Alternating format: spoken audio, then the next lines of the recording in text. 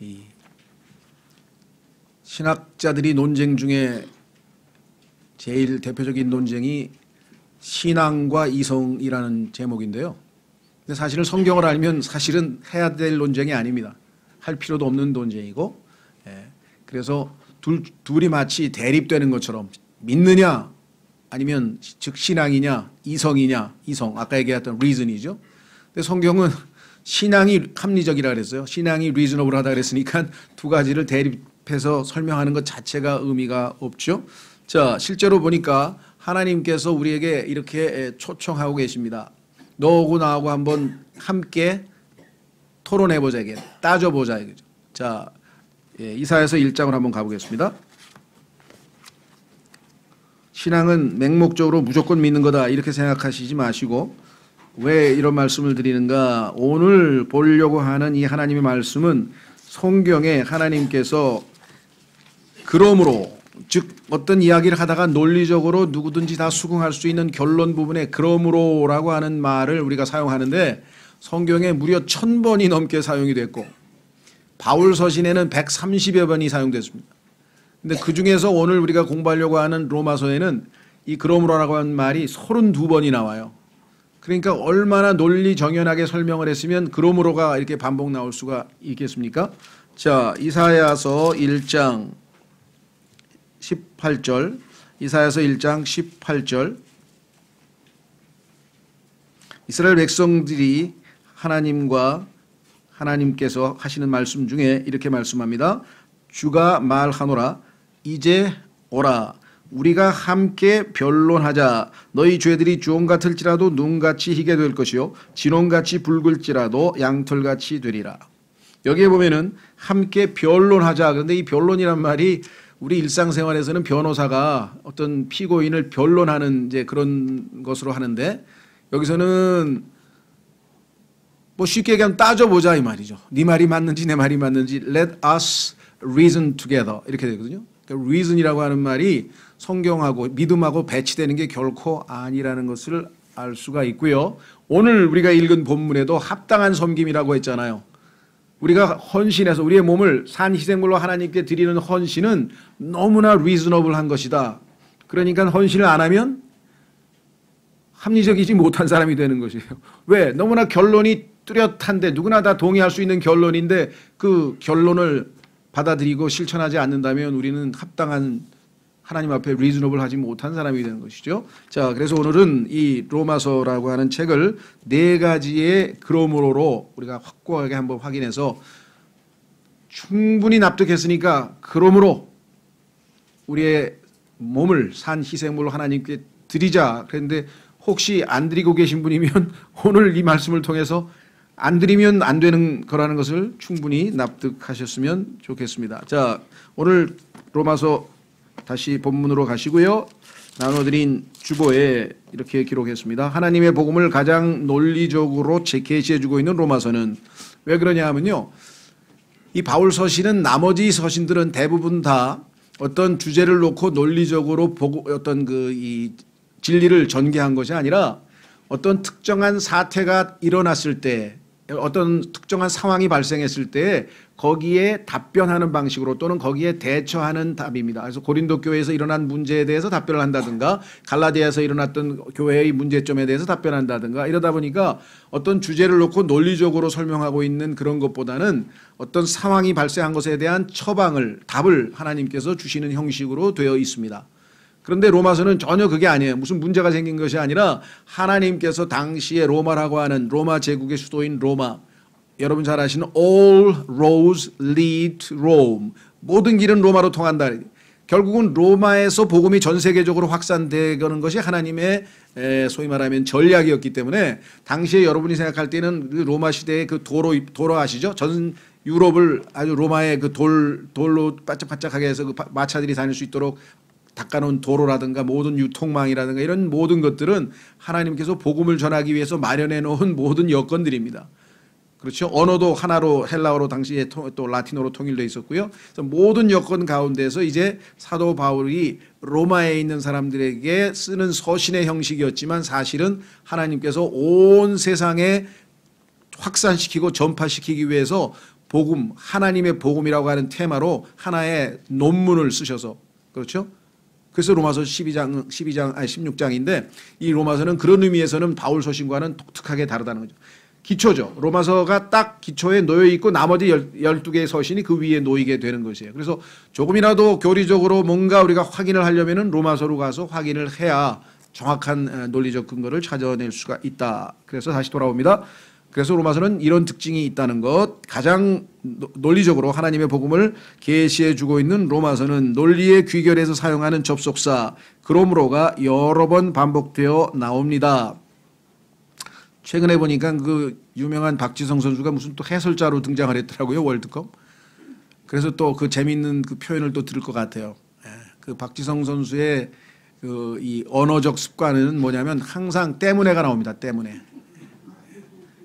제가 한국에서 어려서 고생을 많이 했기 때문에, 고생해서 죽겠기 때문에 포함해서 하도 때문에가 나오니까 사람들이 그게 이제 유행어처럼 됐는데, 뭐 필요할 경우에는 써야죠. 논리적으로 결론을 내려면. 근데 너무 그냥 쉽게 자꾸 때문에가 반복돼 나오니까 그렇죠?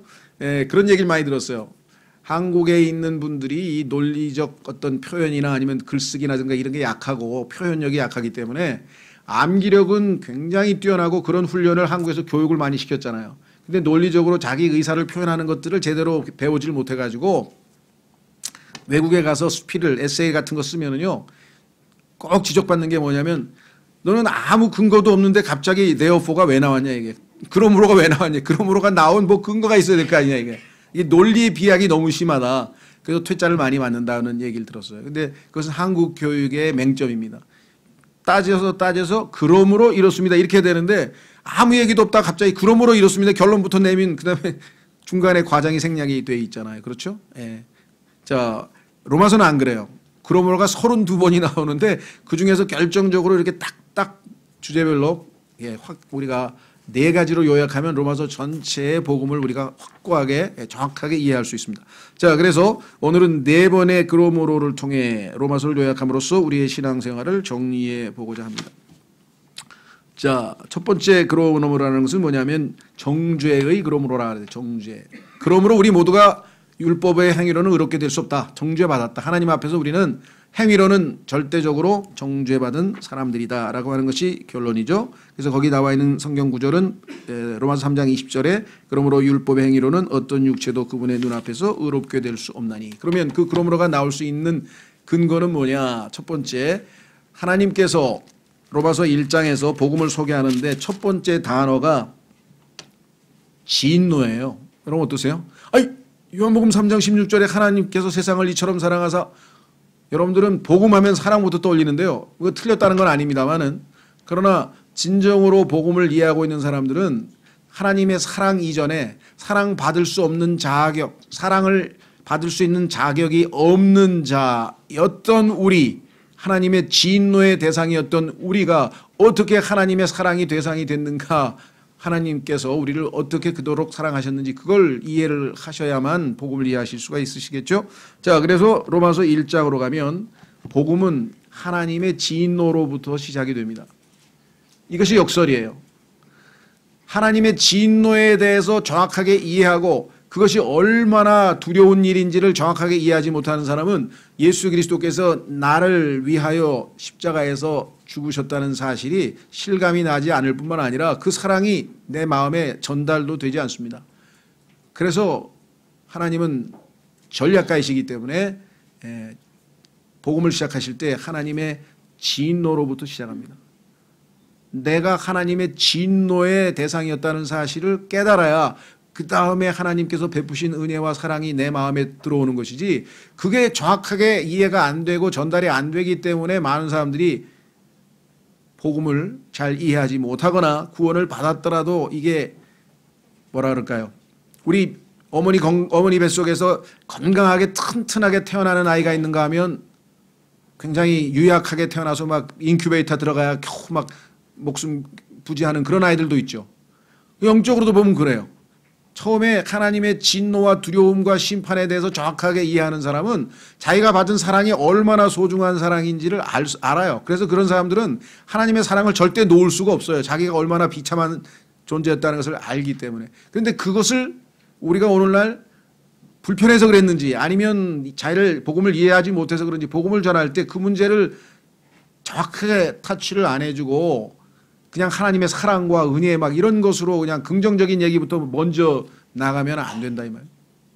그래서 성경에 보니까 분명하게 여기 하나님의 진노라 이렇게 성경에 써 있죠. 자, 그래서 우리가 하나님의 진노의 대상이다라고 하는 사실을 우리가 이해를 해야 되는데 왜 진노의 대상이냐 그랬더니 성경에 보니까 하나님께서 진노하시는 이유가 거기 두 가지가 나와 있는데 18절에 하나님의 진노가 1장 18절 하나님의 진노가 불의 안에서 진리를 붙잡아두는 사람들의 모든 경건치 아니한 것과 불의를 대적하여 하늘로부터 계시되었나니.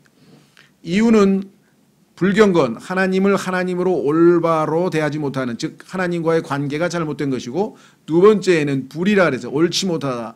하나님 이외의 모든 우리 이웃들이죠. 다시 말하면 나 이외의 다른 모든 동류 인간들에게 내가 올바르게 대하지 못한 것, 이 두 가지가 하나님의 진노를 샀다. 그래서 그 뒤에 하나님을 알면서도 하나님께 경배하고 감사하지 아니한 모든 죄의 내용들이 쫙 해서 32절까지 전부 다 현재 우리가 매일매일 목격하고 있는 현상들을 하나님께서 자세하게 다 기록을 해놨는데, 당시 바울도 이 서신을 쓰면서 로마 제국에서 일어나는 현상을 그대로 아주 눈에 보면서 목격하면서 기록을 했을 내용들입니다. 그래서 결국은 우리가 하나님의 진노의 대상이다. 그래서 하나님 보시기에는 이 땅에 의인이 하나도 없다. 이렇게 결론을 내렸는데, 성경에 보니까 하나님께서 대하시는 인간은 유대인과 이방인이라고 하는 두 종류가 있어요. 그래서 이방인들의 죄부터 쭉 열거한 다음에 하나님을 믿는다고 하고 율법을 가지고 있고 그 외에 하나님으로부터 7, 8가지의 온갖 특권을 누린 선민 이스라엘은, 즉 유대인들은 그러면 하나님 보시기에는 어떤가? 그들도 하나님 보시기에는 죄인이다. 왜?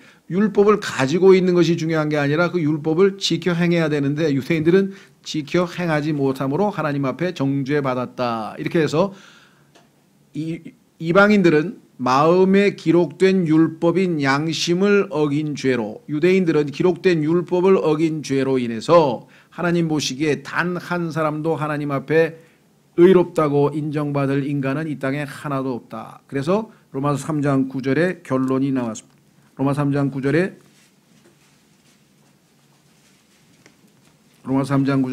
그러면 어떠하냐? 우리는 그들보다 나으냐? 우리는 유대인입니다. 그들은 이방인이고, 왜냐하면 바울이 유대인이기 때문에 유대인인 자기를 거기다 집어넣었죠. 우리 속에다 집어넣었어요. 그러면 어떠하냐? 우리는 그들보다 나으냐? 결코 아니라 우리는 앞에서 유대인들과 이방인들을 검증하여 그들이 다 죄 아래 있음을 입증하였느니라. 뭐 이걸 공부한다면 뭐 한참 걸리겠죠. 우리 또 열심히 이제. 그러나 결론은 우리가 잘 알고 있다 얘기죠. 유죄 판결을 우리가 받았고 결국 하나님 앞에 정죄를 받았다. 그래서 성경에 보니까 이 땅에 있는 모든 인간은 태어나면서 죄를 짓고 그 다음에 하나님의 영광으로부터 멀어지는 건 물론이고 하나님의 진노의 자녀라고 하는 표현을 썼어요. 성경에 보니까 진노의 자녀란 말은 에베소서 2장에 나오고요. 그 다음에 진노의 그릇이란 말 썼어요. 그릇. 하나님의 진노가 담긴 그릇, 진노의 그릇. 그것이 바로 우리의 처지였다. 자, 그래서 결국은 이 땅에 있는 모든 사람들은 하나님 앞에 정죄받은 존재다. 그래서 첫 번째 결론은 모든 인간은 유대인이든 이방인이든 하나님의 진노의 대상, 정죄의 대상이 되었다. 이렇게 성경에 결론을 내렸습니다. 그렇죠? 자, 그런데 하나님께서 여기 보시면 율법의 행위로는 이제 하나님 앞에 아무도 의롭다 인정받지 못하고 정죄를 받게 됐는데, 하나님께서 이제 율법 이외에, 율법 바깥에서, 율법 아닌 곳에서 하나님의 의를 인간들에게 제공하심으로 인간을 의롭게 하실 플랜을 가지고 계셨다라고 하는 것이죠. 자, 그래서 3장 21절서부터 28절까지 이것이 두 번째 그러므로인 칭의의 근거가 됩니다. 칭의의 그러므로의 근거가 됩니다. 그러므로 우리가 의롭게 됐다고 했는데 어떤 근거로 의롭게 됐는가? 자, 첫 번째 보시면 3장 21절부터 28절까지 보시면 뭐라고 되어 있는 거 아니? 그러나 이제는 율법 밖에 있는 하나님의 의, 곧 율법과 대언자들이 증언한 의가 드러났느니라. 율법의 행위로는, 여러분과 제가 행위로는 하나님 앞에 의롭게 될 수 없고 모두가 다 정죄받아서 하나님의 영원한 심판, 즉 진노의 대상이 되어버렸지만 하나님께서는 우리를 긍휼히 여기시고 불쌍히 여기셨죠. 그래서 하나님께서 마련한 대안이 있는데 그 대안은 무엇인가 하니 율법을 통해서 율법의 행위를, 율법을 지켜서 하나님 앞에 의롭게 되는 것이 아니라 하나님은 하나님의 의를 우리에게 제공, 즉 선물로 주시고자 했는데 문제는 뭐냐? 조건이 하나 있어요. 그 조건이 무엇이냐? 어렵냐? 어려우면 우린 못하죠. 그렇죠. 어려우면 못합니다. 그런데 하나님께서는 딱 한 가지 뭐냐? 하나님께서 다 이루어 놓으신 그 의를 선물로 그냥 받으라. 이것을 우리가 믿음이라고 했습니다. 믿음. 하나님께서 주시는 그 하나님의 의이신 예수 그리스도를 receive, 받아들이라. 그래서 받아들이는 자 곧 그분의 이름을 믿는 자들에게는 하나님의 아들들이 되는 권능을 주셨다라고 성경에서 결론을 내리게 되는 것입니다. 자, 그래서 어떻게 이게 가능했는가? 여기에 이제 우리가 정확하게 이해하지 못하면 그러므로라고 하는 결론을 내릴 수가 없겠죠. 지금 말씀드린 것처럼 유대인이든 이방인이든 하나님 앞에 행위로는 의롭다 할 수 없고 모두가 다 정죄되었다. 결론은 하나님의 진노의 대상인데 하나님께서는 불의에 대해서 또 불경건에 대해서 이러한 모든 죄에 대해서 하나님은 반드시 심판을 하셔야 되는데 그렇죠? 죄인을 심판하실 경우 죄인들은 영원한 형벌과 영원한 고통이 기다리고 있는데 하나님께서는 그 세상, 즉 하나님께서 세상을 이처럼 사랑하사 했던 그 세상, 즉 죄인들을 하나님께서는 사랑하셨기 때문에 이 죄인들을 대신해서 누군가가 죄값을 치룬다면 하나님께서는 그 대속물, 즉 인간을 대신하는 그 누군가, 죄인들을 대신하는 그 누군가에게 하나님의 정의를 실천할 수 있죠. 그것은 바로 진노를 퍼부으시고 심판을 집행하는 것입니다. 예수 그리스도께서 십자가에서 말씀하셨죠. 내가 이 잔을 마셔야 되지 않겠느냐. 그 잔이 무엇입니까? 구약 성경에 보니까 진노의 잔이라. 하나님의 진노의 잔. 하나님께서 모든 죄인들을 향해서 가지고 있으셨던 그 정의, 우리가 보통 거룩한 분노죠. 하나님의 그 거룩한 분노, 모든 진노를 예수 그리스도 위에다가 다 쏟아 버리셨다. 그래서 예수님께서는 그 진노의 잔을 마시게 된 것입니다. 그래서 하나님의 진노가 지금 어떻게 해요? 예수 그리스도로 인하여 가라앉았어요. 그래서 그것을 예수님께서 우리를 대신해서 화해 헌물이 되었다라고 했는데요. 이 화해 헌물이라고 하는 개념은 무엇인가 하니 죄인이 죄를 저질러서 거룩하신 재판장이신 하나님께서 지금 진노하셨는데 그 진노를 죄인을 대신한 다른 대속물에게 다 집행하셔서 퍼부으셔서 하나님의 진노가 다 가라앉았다. 그래서 죄인과 하나님께서 하나님 사이가 화목한 관계가 이루어졌다. 이런 말입니다. 이 모든 개념이 구약에서도 지성소에서 속죄일날, 그렇죠? 속죄일날 대제사장이 단 한 번 그 안으로 들어가서 이 백성들에게 퍼부으실 하나님의 진노를 대신 짐승에게 부어부어서 짐승이 대신 죽고 그 피를 하나님 앞에서 보여드림으로써 하나님께서 그 피를 믿는 자들에게 용서를 하시는 것처럼 동일한 방식으로 예수 그리스도께서 대속물로 화해 헌물이 되셨다라고 성경에서 우리에게 말씀을 하고 있습니다. 자, 확인 한번 해보겠습니다. 23절, 로마서 3장 23절. 모든 사람이 죄를 지어 하나님의 영광에 이르지 못하더니 그리스도 예수님 안에 있는 구속을 통해 하나님의 은혜로 값없이 의롭게 되었느니라. 그분을, 예수님을 하나님께서 그분의 피를 믿는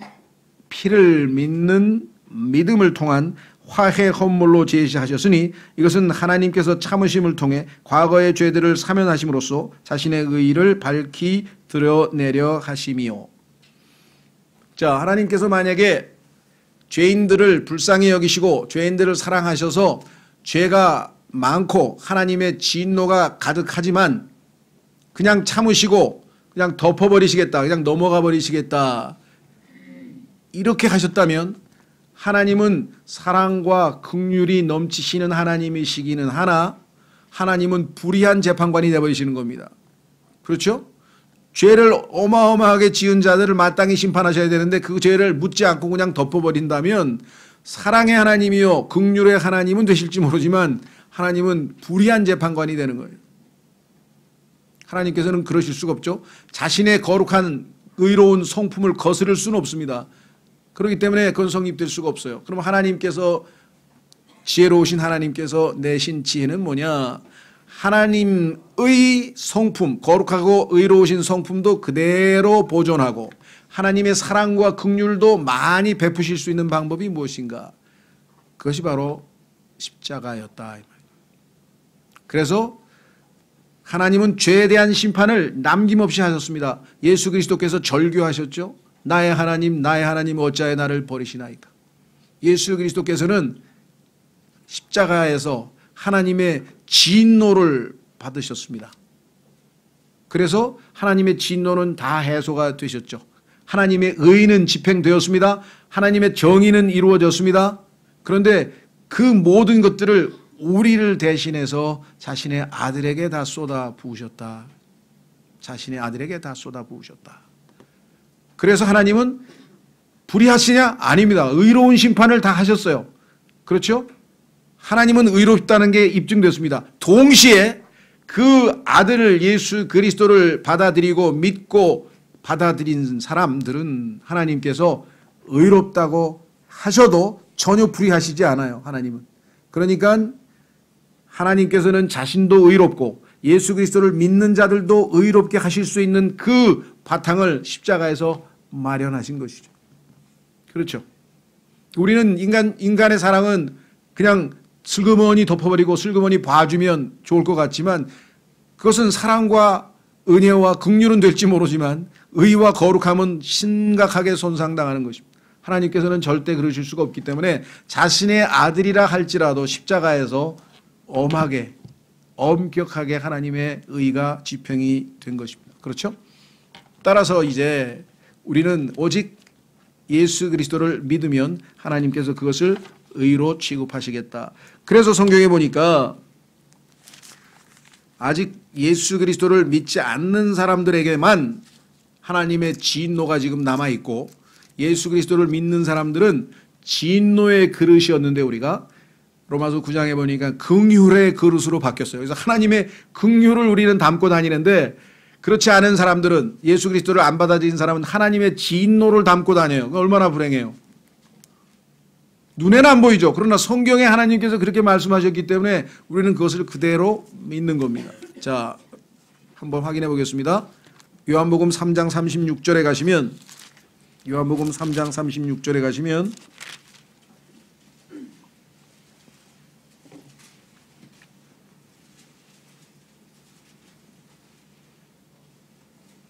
요한복음 3장 36절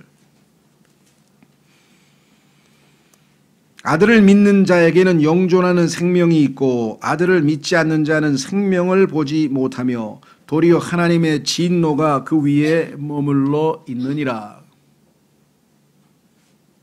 이 말씀이 기록되어 있지 않으면 우리는 모르죠. 지나가는 사람들 위에 진노가 있는 줄 어떻게 알겠어요. 그러나 하나님의 말씀을 우리가 믿기 때문에 예수 그리스도를 아직 믿고 있지 않은 사람들 위에는 하나님의 진노가 머물러 있고 그래서 그들을 성경에서는 진노의 그릇이라고 로마서 9장에 말씀하셨고 우리는 그 진노를 다 예수 그리스도에게 넘겨드려서 예수 그리스도께서 우리를 대신해서 진노를 받으셨기 때문에 그분의 긍휼이 우리 안에 들어오셔서 우리를 긍휼의 그릇으로 삼으셨다라고 성경에 분명하게 말씀을 했습니다. 자, 그래서 우리는 두 번째 칭의의 그러므로 로마서 4장은 아브라함과 다윗을 들어서 율법 이전에 그다음에 율법 이후의 사람들도 다 동일한 방식으로 즉 오직 믿음으로만 하나님 앞에 의롭게 될 수 있다라고 하는 것을 예증하고 있는 것이 로마서 4장이고요. 그래서 로마서 5장 1절에 결론을 내렸어요. 딱 한 가지밖에 없다. 율법의 행위로는 하나님 앞에 의롭게 될 육체가 없기 때문에 하나님께서 아들에게 진노를 퍼부시고 심판하시고 이제 아들을 믿고 받아들이는 자들에게는 하나님께서 그 믿음을 의로 여기셨다라고 설명했죠. 그래서 결론이 뭡니까? 로마서 5장 1절에 그러므로 우리가 믿음으로 의롭게 되어 그래서 칭의의 그러므로라 우리 주 예수 그리스도를 통해 하나님과의 화평을 누리는도다. 칭의의 첫 번째 축복은 하나님과 우리 사이가 원수 사이에서 화평한 관계로 바뀌게 된 것입니다. 이것이 이 땅에 있는 그리스도인만이 진정한 의미에서의 마음의 평안을 유지할 수 있는 것이에요. 이 땅에 있는 모든 인간들은 겉보기에는 다 밝고 재밌게 사는 것 같지만요. 마음 깊숙한 그곳에 숨겨진 그곳에 두려움이 있어요. 두려움. 불안감. 막연한 불안감, 두려움. 이런 게 숨겨져 있다고 했어요. 왜? 하나님과 화해하지 못했기 때문에. 하나님과 화평하지 않기 때문에. 그냥 살 때는 재밌고 즐겁고 그런 것 같지만 어느 한순간에 자기가 죽음이라든가 하나님이라든가 자기의 실존적인 위기에 딱 닥치면 불안감이 닥치는 거예요. 그런데 우리는 그 어떠한 상황에서도 이 온 우주 만물을 주관하시는 의로우신 재판관이신 하나님께서 우리에게 예수 그리스도로 말미암아 의롭다고 법적인 선언을 선포하셨기 때문에 하나님 앞에 두려운 정죄의 대상과 진노의 대상이 아닌 하나님의 사랑의 대상이 됐다고 하는 사실로 인해서 여기에 화평을 늘 누리게 되는 것입니다. 아마 여기 계신 여러분들 대부분 다 예수 그리스도를 믿고 느꼈던 가장 큰 축복 중에 하나가 그 궁극적인 두려움, 그렇죠? 죽음 후에 우리가 지옥에 가면 어떡할까? 혹시 죽음 후에 뭐가 있는 거 아닐까? 그런 두려움을 가지고 있는 사람들은 없다 이 말이에요 지금. 그렇죠? 우리는 그 본래적, 그 본질적인 두려움에서 벗어나서 하나님과 함께 화평을 누리게 됐다라고 성경은 말씀을 했습니다. 자, 그런데 기쁨을 누리고 막 신앙생활을 열심히 하고 정말 좋은 시절이 있지만 어느 정도 가다 보니까 이게 뭐가 좀 이상하다. 옛 우리의 습관과 우리의 옛 모습이 여기저기서 돌출하고 그래서 죄를 짓게 되고 그렇게 되면 죄책감에 빠지게 되고 그래서 그것을 해결해 보려고 막 여러 가지 처방을 내려서 뭐 기도회도 가보고 금식도 해보고 또 어떤 사람 뭐 다양한 방식으로 하여간 애를 쓰는데 이게 도무지 잘 해소가 되질 않는다. 그렇죠.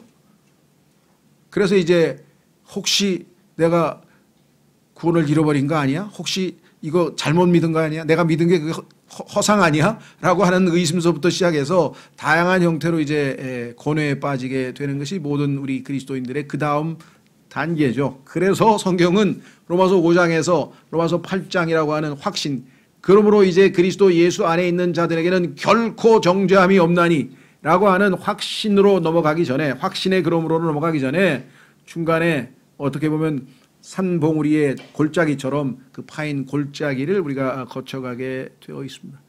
그것이 로마서 6장과 로마서 7장인데 이 로마서 6장과 로마서 7장, 8장까지 해서 저희가 2년 전에 수련회 가서 요 테마만 가지고 정말 4번에 걸쳐서 90분씩 했는데 모르겠어요. 여러분들 뭐 다 소화하신 분도 계실지 모르겠지만 그때도 그 말씀 듣고 많은 도움을 받으신 분들이 저한테 찾아와서 이제 말씀도 하고 최근에도 그거 듣고 또 고민했던 문제를 어느 정도 해소한 것 같다고 이렇게 연락을 하시는 분들이 더러 있는데 한두 번 가지고 되는 건 아닙니다. 이게 워낙 우리에게는 가장 심각한 문제이기 때문에 자 길게 얘기할 수는 없고요. 로마서 6장, 7장의 그 골짜기를 넘어서 확신으로 넘어가려면 무슨 문제인가 그걸 우리가 알아야 됩니다. 무슨 뭐냐 한마디로 얘기하면은 로마서 6장에 가면은요 6절 보십시오. 로마서 6장 6절 죄인이었을 때는 죄를 짓는 것이 너무나 당연하다고 치고 그렇죠. 죄인이 죄 짓는 게 뭐 이상한가요? 그런데 왜 하나님의 아들로 신분이 바뀌었는데 하나님의 아들답게는 드물게 가끔 살고 왜 다시 죄인처럼 죄를 짓고 사는지 이게 이제 우리에게 이 딜레마라. 자, 로마서 6장 6절 우리가 이것을 알거니와 우리의 옛사람이 그분과 함께 십자가에 못 박힌 것은 죄의 몸을 멸하여 이제부터는 우리가 죄를 섬기지 아니하게 하려 함이니 죽은 자는 죄로부터 해방되었느니라. 여기 이제 해답이 있는데, 우리의 몸, 우리가 예수 그리스도를 믿는 순간에 하나님의 성령이 우리 안에 들어와서 우리 안에 죽어있던 영을 살리시고, 그렇죠? 우리의 혼을, 우리의 영과 혼이죠. 붙어있는 그 속사람을, 우리의 혼을 성경에 따르면 육신의 죄들의 몸으로부터 예리하게 하나님께서 영적인 할례를 하셨다 그랬어요.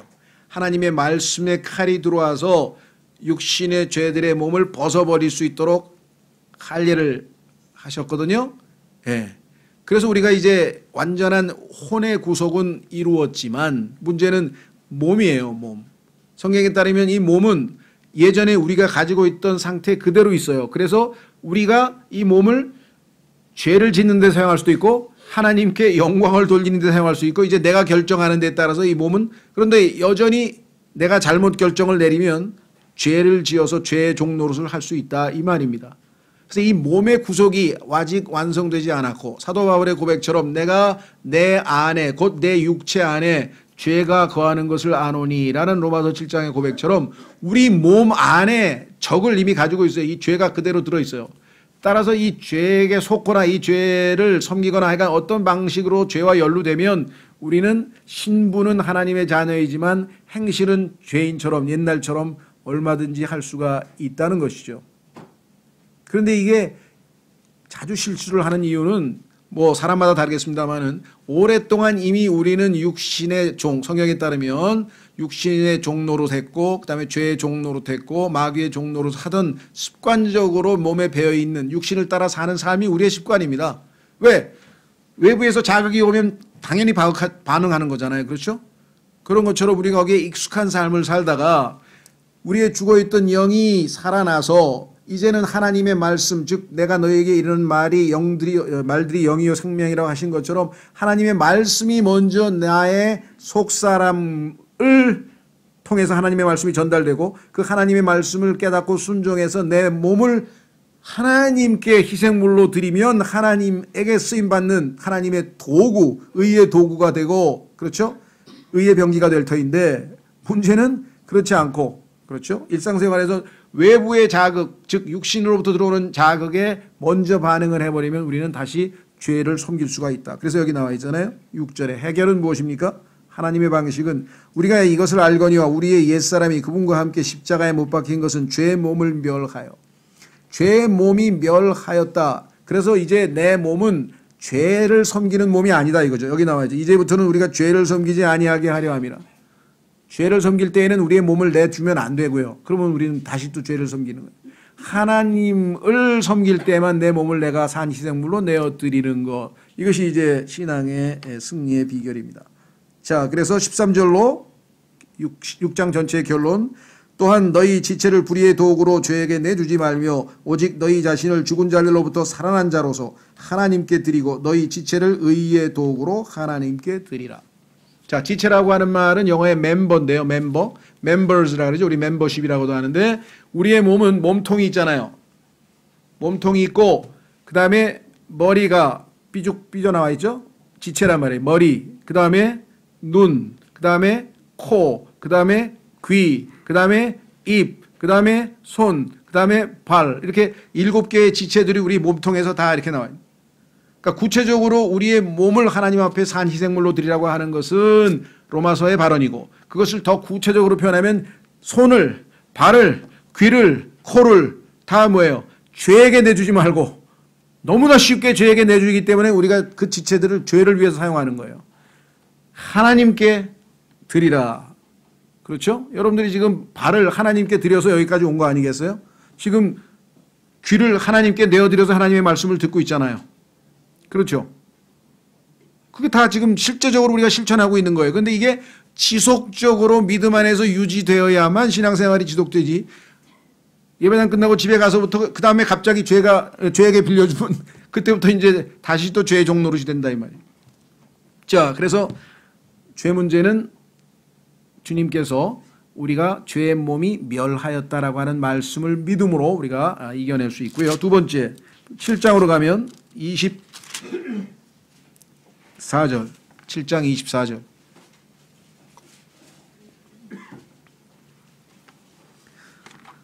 두 번째 우리를 괴롭히는 것은 뭐냐? 죄 문제를 해결했습니다. 그래서 죄의 몸은 죽었다. 그래서 이제 그러면 내 몸을 하나님께 드려야지. 그래서 하나님을 위해서 열심을 내보려고 했는데 나중에 결과적으로 보니까 또 죄를 짓고 있더라는 거죠. 그래서 뭐라고 얘기했는가 하니 사도 바울이 내가 선을 행하고자 하는 마음이 있는데 결과적으로 악을 행한다. 그게 문제가 발생을 했대. 그러니까 죄의 문제가 아니라 이번에는 하나님을 기쁘시게 하는 헌신에 지금 섬기는 문제인데 하나님을 섬기는 데 있어서의 우리의 몸은 우리의 옛 육신은 성경에서 뭐라고 부르냐면 사망의 몸이라 그래요. 죄는 너무나 잘 지으니까 죄의 몸 그건 이해가 돼요. 죄를 잘 짓는 몸이다. 사망의 몸은 뭐냐면 하나님의 일을 하는데 하나님을 섬기는 데 있어서는 우리는 죽은 거나 마찬가지다. 이게 하나님을 위해서는 아무것도 못하는 존재, 에너지가 제로다. 이거 아무것도 할 수가 없다 이 말이에요. 그래서 결국은 할 수 있는 것처럼 하다가 보면 중간에 무너져 버린다는 것이죠. 자, 그래서 하나님께서 제시하신 방법은 무엇인가? 7장 24절 바울은 여러 번에 걸쳐서 시도를 하다가 그렇죠. 여러 번에 걸쳐서 시도를 하다가 무슨 방법을 써도 안 된다는 걸 알았어요. 그래서 답은 어떻게가 아니에요. How can I? 내가 어떻게 하면 이 사망의 몸에서 벗어날 수 있을까? 그래서 하나님을 뜨겁게 기쁘시게 해드릴 수 있을까?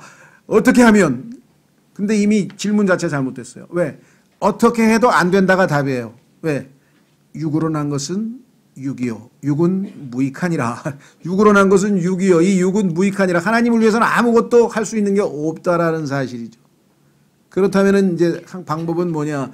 내 안에 들어와 계신 예수 그리스도다. 24절 나는 비참한 사람이로다.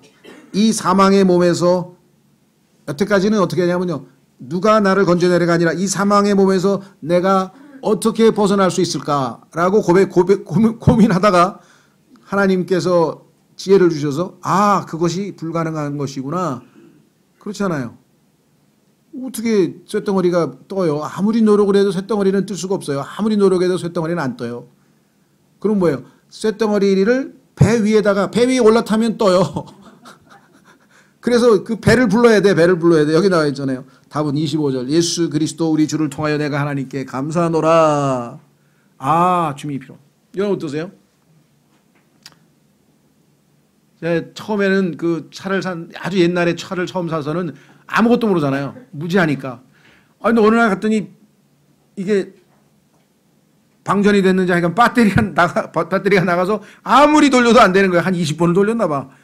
무식한 거죠. 한 3번 돌리다 안 되면 뭐예요? 빨리 보험회사에 전화해서 불러야 될 거 아니에요. 와서 다른 에너지 있는 배터리에다 연결을 시켜야 되는데 이건 방전이 돼가지고 지금 제로가 돼 있는 거를 죽으라고 돌리면 뭐예요?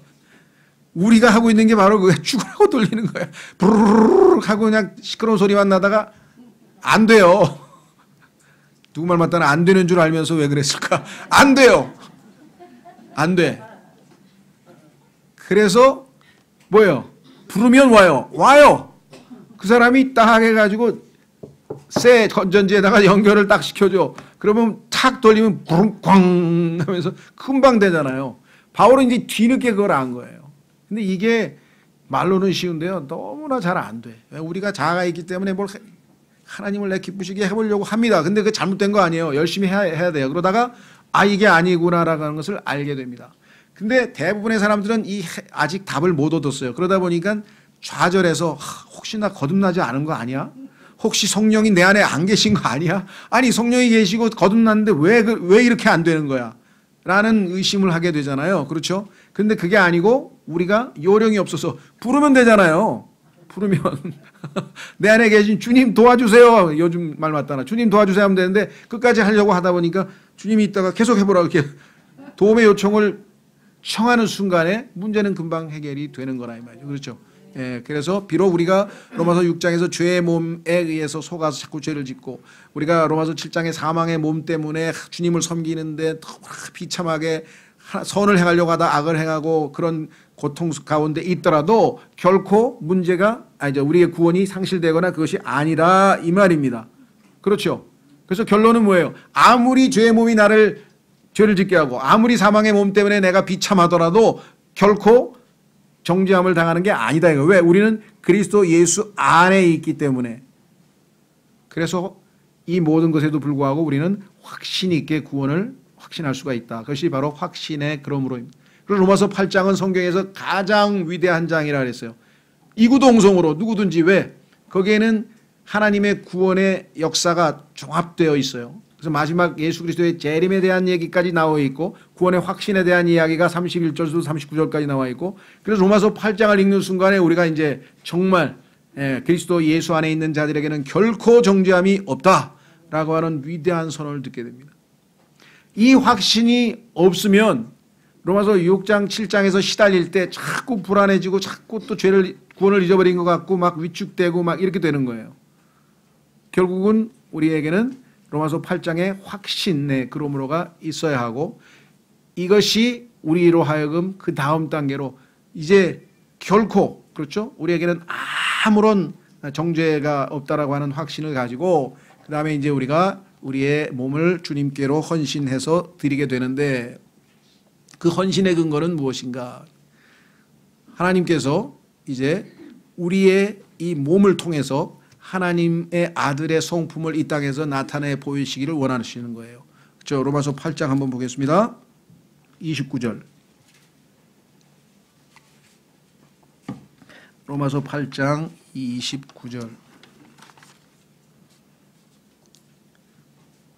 그분께서는 자신이 미리 아신 자들을 또한 예정하사 자신의 아들의 형상과 같은 모습이 되게 하셨나니 이것은 그분이 많은 형제들 가운데서 처음 난 자가 되게 하려 하심이라.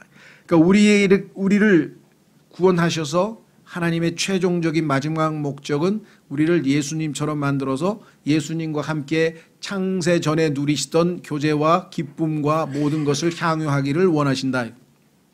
그래서 마지막 목적이 뭐냐면 자신의 아들의 형상과 같은 모습이 되게 하셨나니. 그렇죠?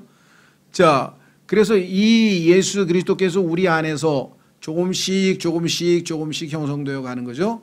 우리도 어린 아이들이 태어났을 때 태어나자마자 뭐 부모님을 기쁘시게 하는 일은 아마 거의 안 할걸요. 몇 살쯤 가야 처음으로 부모님 보시기에 기특하다는 이야기를 들을까요? 거의 사고죠. 계속 넘어졌다가 뭐 했던 거 약간 너무나 많은 문제를 일으키는데, 어느 한순간에 그래도 어쩌다가 이렇게 기특한 모습을 보일 때가 있어요. 조금씩 자라나서 결국은 이제 성인, 성숙한 사람이 되듯이 우리 안에 그리스도께서 들어오셨는데, 그 들어오신 그리스도는 이제 시작일 뿐이에요. 그래서 바울은 너희 안에 계신 그리스도가 점점 형태를 갖춰서 형성되기까지 내가 다시 해산하는 수고를 한다, 이렇게 얘기했습니다. 그렇죠? 예. 자, 그래서 이제 이 그 확신 가운데에서 이제 예수님께서 나를 확실하게 예수님처럼 만드실 날이 올 것이다라고 하는 것을 소망으로 바라보는 겁니다. 소망으로 바라보면서 이 땅에서 그것을 실천할 수 있는, 조금이라도 우리가 미리 맛볼 수 있는 것은 뭐냐면 우리의 몸을 예수 그리스도께 산 희생물로 내어드리면, 그렇죠? 그때마다 우리를 통해서 예수 그리스도의 성품과 예수 그리스도의 삶이 우리를 통해서 표현되고 드러나서 나타나게 된다. 그럴 때마다 사람들이 어떻게 해요? 우리의 선한 행실을 보고 하나님께 영광을 돌린다 그랬죠. 자, 그래서 우리는 우리의 몸을 결론적으로 하나님께 내어드리자. 이것이 로마서 전체의 결론입니다. 여기서 한 가지 주목해야 될 것은, 오해가 없으셨으면 좋겠는데요. 그 주님이 다 하시는 건 나 아무것도 안 해도. 그렇죠? 아니에요. 근데 내가 할 일이 많아요. 그게 뭐냐면 자리를 비워드려야 돼. 자리를 비워드려야 돼. 내가 의자에 앉아 있으면 내 통치, 내 안에 있는 왕좌에 앉아 있으면 주님이 옆에서 아무 일도 못하지. 내가 내려와서 내 자신을 내어드려야 돼. 그렇죠? 예. 자, 그래야 예수님께서 나를 통해서 예수 그리스도의 성품과 모든 것을 나타낼 수가 있어요. 자, 그게 그 비밀이 사실은 어디에 있냐면요. 이제 이걸 한 구절 읽고 마치겠습니다. 마태복음 5장에 가면은 마태복음 5장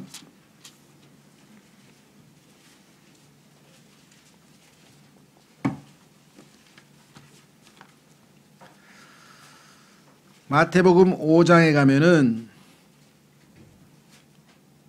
여러분과 제가 이 땅에서 헌신하는 구체적인 방법이 알려져 있어요. 그것은 뭐냐? 이와 같이 너희 빛을 사람들 앞에 비추어. 근데 성경에 따르면 우리가 빛이 아니고 우리 안에 들어와 계신 예수 그리스도가 빛이죠. 그렇죠? 예. 그래서 우리 안에 우리는 질그릇이고 질그릇 안에 보배를 담고 있다. 자, 이와 같이 너희 빛을 사람들 앞에 비추어. 근데 이게 비춘다고 하는 이 표현이 영어로는 이게 사역동사 형식으로 돼 있어요. let라고 하는 허락하다 이게. 너희 빛이 비추도록 허락하라는 얘기는 뭐냐면 내가 주체가 돼서 막 내가 발광체가 돼서 비추는 게 아니고 늘 말씀드립니다마는 성경에서 교회는 달로 묘사되어 있고 예수 그리스도께서는 태양으로 묘사되어 있는데 태양 빛이 우리 달에 비춰서 달은 자신이 빛을 만들어내는 게 아니라 빛을 받아서 그것을 반사한다 그랬잖아요. 그러니까 우리 안에 계신 그리스도께서 바깥으로 표현되는 것이 선한 일이에요. 왜? 성경에 보니까 예수님은 이 땅에 오셔서 went about doing good. 항상 어디를 다니시면서 항상 선한 일을 하셨고 예수 그리스도께서는 우리를 통해서 선한 일을 하시기를 원하시는데 그 방법은 뭐냐면 우리 안에 들어오신 예수 그리스도께 우리가 허락을 해드리는 거예요. 그렇죠? 그래서 이 동사가 그냥 우리가 비추는 게 아니라 달이 빛을 비추는 건 맞습니다. 그러나 엄밀히 말하자면 달은 스스로 발광체가 돼서 빛을 비춘 게 아니라 태양빛을 받아서 반사를 했는데 우리는 그것을 비춘다, 빛을 비춘다 이렇게 하는. 여기서도 지금 그런 의미로 우리가 사용을 하고 있어요. 그러니까 우리의 몸을 어떻게 해야 돼요? 하나님께 산 희생물로 내어드리면 내 손을 통해서 예수님께서 자신의 일을 하시고 내 입을 통해서 예수 그리스도께서 자신의 말씀을 하시고 모든 우리의 지체들을 의의 병기로 하나님이 사용하시는 도구로 쓰임받게 할 수 있다라고 하는 것이겠죠. 자, 오늘 바울은 우리에게 헌신을 강요하거나 뭐 헌신을 요구하거나 이것이 아니라 한번 보십시오. 합당한 섬김이다. 너무나 reasonable하다. 너희가 지금 정죄받고 거저 칭의를 얻고 이제 확신을 얻었으니 그 다음에 해야 될 일이 뭐겠냐 이거야. 우리를 통해서 예수 그리스도께서 나타나시도록 헌신하는 것이 우리가 해야 할 마땅한 합리적인 결정 아니겠느냐. 그렇죠. 네. 그래서 하나님께서는 let us reason together. 오늘 하나님과 여러분과 지금 우리가 reason한 거예요. 그래서 결론을 내린 거예요. 이제 여러분과 제가 실천하면 하나님께서 기뻐하실 거고 알아들었는데도 실천을 안 하면 한 얼마 있다가 다시 한번 공부를 해야지 뭐 방법이 없죠. 어떻게 하겠어요? 순종해서 결과가 나오면 하나님은 매우 기뻐하시는 거고 결과가 안 나오고 그러면 다음번에 한번 더 배워야 되겠네. 방법이 없겠죠. 자, 그래서 오늘 하나님께서 정말 이 네 번의 그러므로를 통해서 우리가 맞습니다. 리즈너블 하신 결정을 내렸습니다. 저도 리즈너블 서비스를 드리겠습니다. 합리적으로 하나님을 섬기겠습니다. 내 몸을 산 희생물로 하나님께 내어드리겠습니다. 이렇게 잠깐 다 같이 기도하겠습니다.